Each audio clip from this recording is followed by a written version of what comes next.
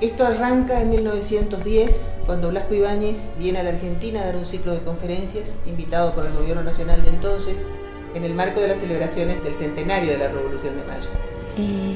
El clima del centenario es un clima complejo, como es el caso de la emergencia de la cuestión social, de las luchas obreras, y sobre todo la percepción que existe, sobre todo en los grandes centros urbanos como Buenos Aires o Rosario, de que se está en presencia de una Argentina excesivamente cosmopolita, es decir, hay como un miedo hacia el extranjero, como ideas foráneas, es decir, el sindicalismo, las ideas socialistas, la idea de iniciar una lucha por la mejora de la situación de los trabajadores.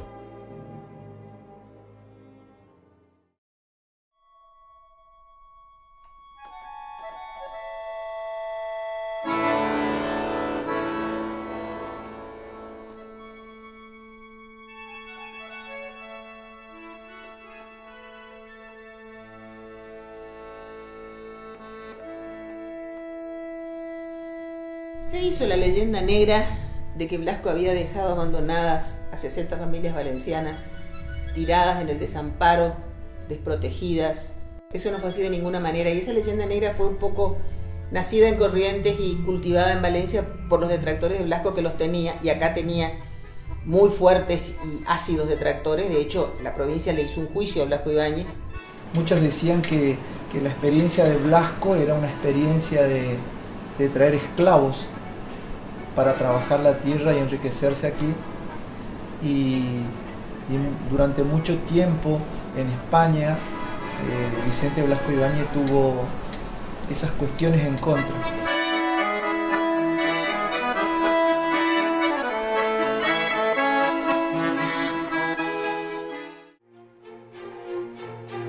Mi abuela lo recordaba como un hombre muy bueno, un hombre bueno, bonachón, sencillo, decía mi abuela. Sencillo quería decir sin altivez, sin hacer diferencias, que se sentaba con total naturalidad a compartir una mesa, a compartir un pequeño festejo con sus colonos. Lo tomaba mi padre de la mano y lo llevaba a recorrer las cementeras. Mi padre era el más chiquito de la colonia y a él seguramente le gustaba la compañía de este chico tan despierto y con tantas preguntas por hacer.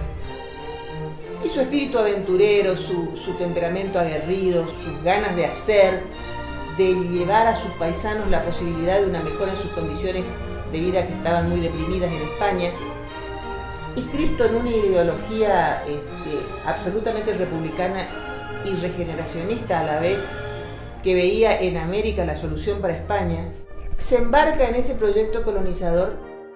Uno con mucho éxito en el sur, en la Patagonia, que es la colonia Cervantes, y otro que fracasó, que fue la colonia Nueva Valencia, muy cerca acá de la ciudad de Corrientes.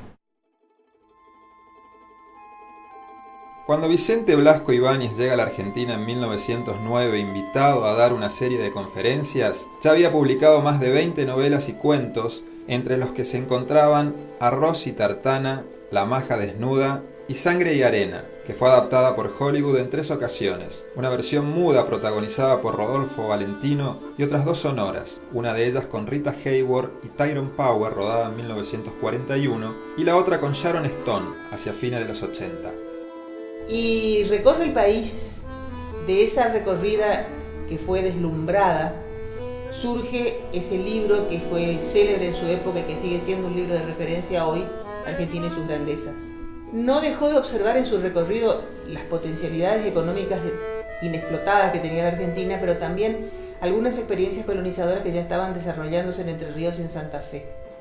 Llegaron a estas tierras mi abuelo con un solo hijo y la esposa, convocados por un visionario, un romántico. Es muy difícil describir lo que fue Vicente Blasco Ibáñez, pero sobre todas las cosas, una persona de bien que intentó, maravillado por lo que era la Argentina de esos años,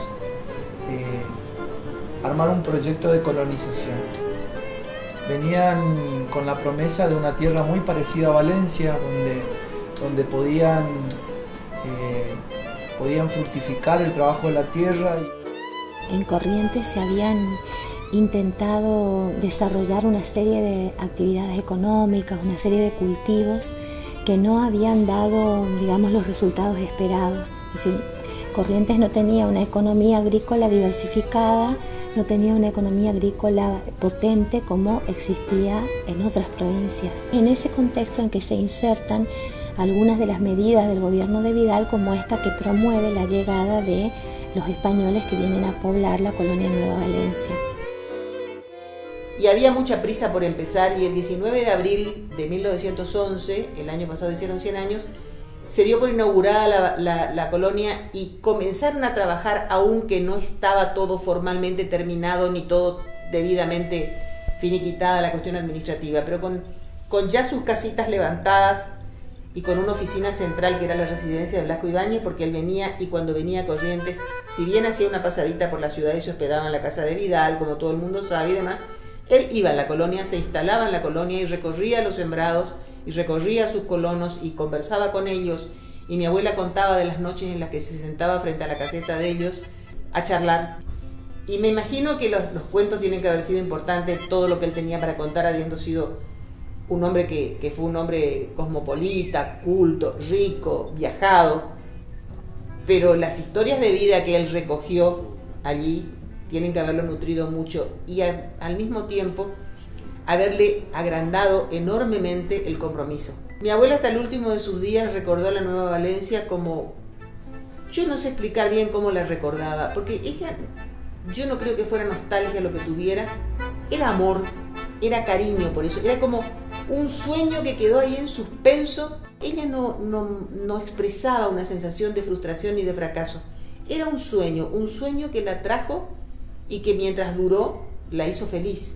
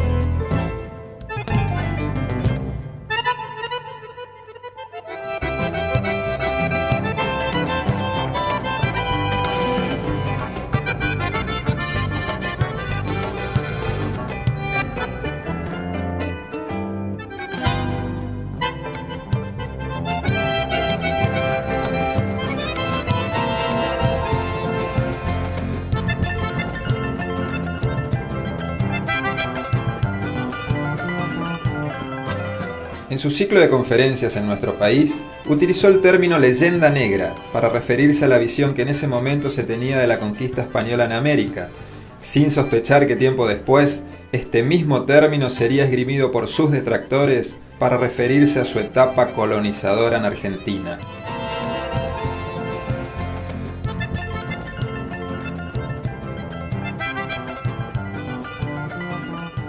Esa leyenda negra en Valencia ahora es más virulenta que en Argentina. En Argentina se diluyó porque los valencianos se integraron, la Nueva Valencia desapareció como tal, quedó solamente el nombre y mucha gente ni sabe por qué se llama así, excepto el testimonio de la paella, que quedó muy vigente.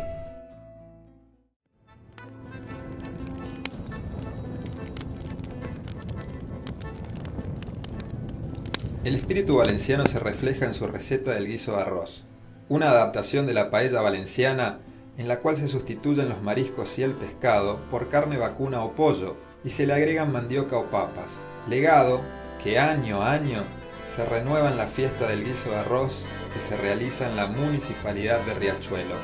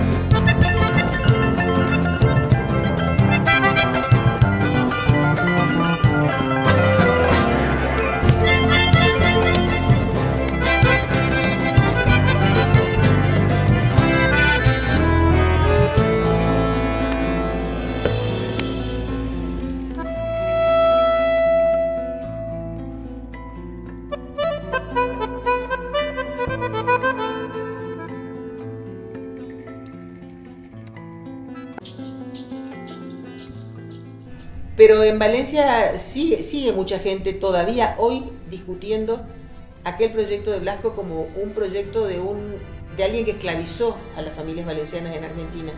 Y no fue así de ninguna manera. Y lo digo con conocimiento de causa porque es la historia de mi familia y porque sé que hasta el último momento y hasta que el último valenciano no se fue por la puerta de la Nueva Valencia, Sigfrido y Mario no se fueron tampoco, los hijos de Blasco.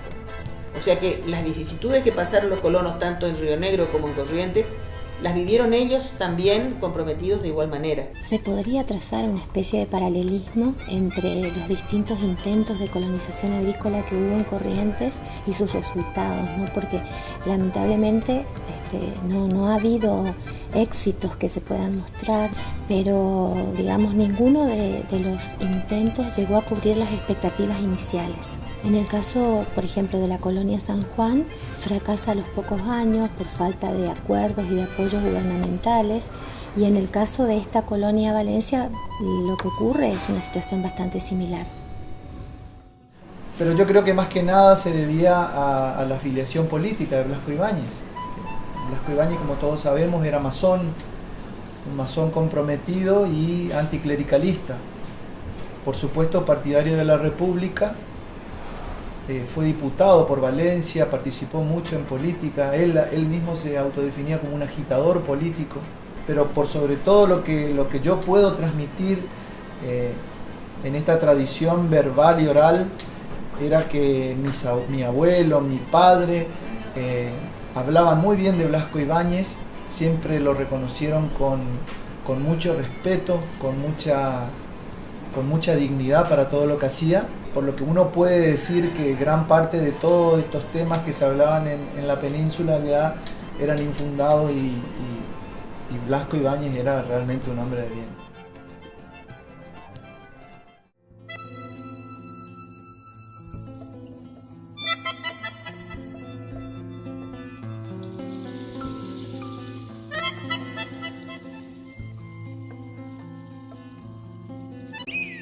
En 1914 abandona definitivamente el proyecto colonizador y no puede regresar a España. Se dirige entonces a París. Estalla la Primera Guerra Mundial y escribe Los Cuatro Jinetes del Apocalipsis, el libro más leído después de la Biblia. En 1917 inicia una nueva aventura, la cinematográfica. Se hacen más de 25 versiones de sus libros, en las cuales intervienen muchas de ellas adaptándolas.